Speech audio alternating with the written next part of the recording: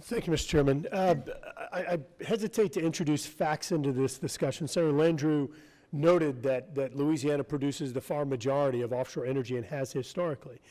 Prior to the Deepwater Horizon oil spill, we didn't have spills like this. The judge ruled gross negligence, willful misconduct, reckless behavior.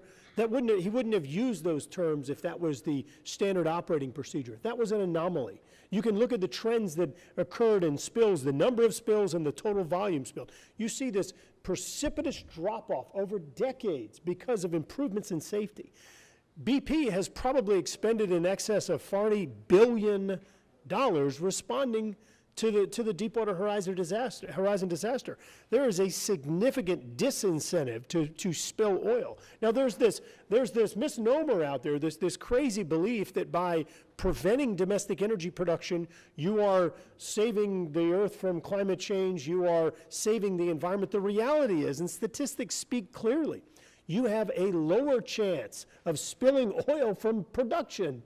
It occurs from things like natural seeps, from the transportation of oil, from consumption and other things. And whenever we don't produce it in the United States, it doesn't have an impact on demand. We end up producing it in other countries, Brazil perhaps, and then sending it back to the United States, perhaps putting ourselves more at risk at spilling it. And by the way, sending jobs overseas, this is nonsensical, and we've got to operate on facts and stop this silliness of operating on all these baseless emotions that people are out there sharing.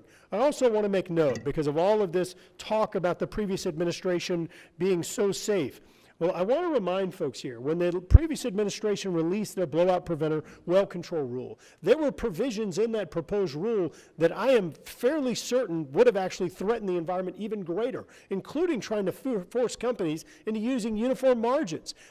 I'm not an expert on this stuff, and I know you can't do that. All formations are not the same. You can't demand uniform margins. And so even the previous administration, I think, made some mistakes. Thankfully, we were able to see some changes in that. Senator Landrieu, I want to go back to you.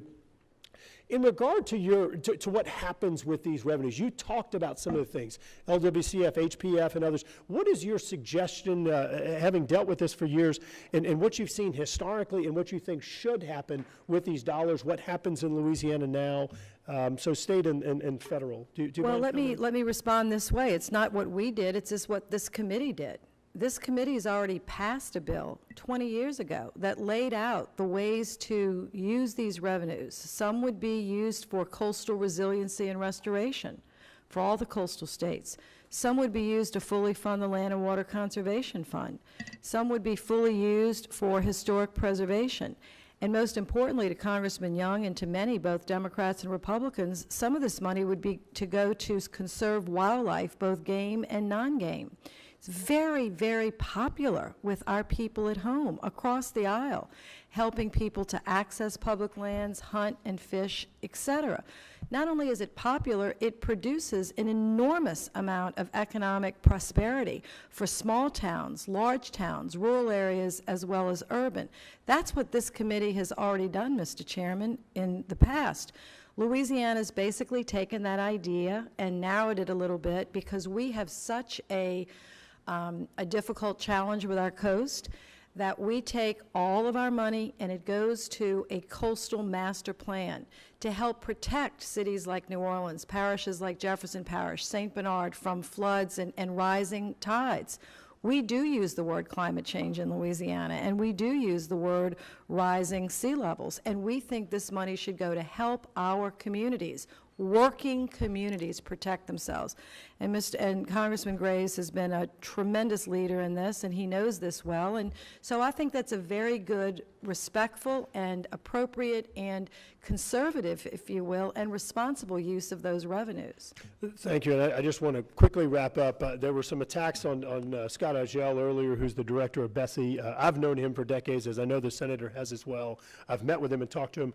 Mr. Agel is working to to increase the number of participants in the SAFE OCS program. He's doing risk-based analysis for inspections, third-party analysis in terms of their inspection review program, environmental compliance review. He's from South Louisiana. To suggest that he would do anything to threaten the environment is once again just baseless, and I hope this committee can act upon facts. Yield back.